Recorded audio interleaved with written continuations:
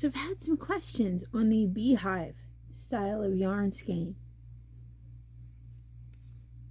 It's weird, I know, but treat it just like a cake. The puzzle cotton just has simple little arrows at the end. You pull the label off. You can either start from the center pull, or you go to the other end and you can work from the outside.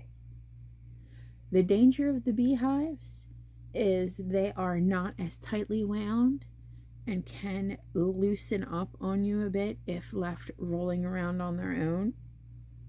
So a yarn butler may be needed. Beehive skeins.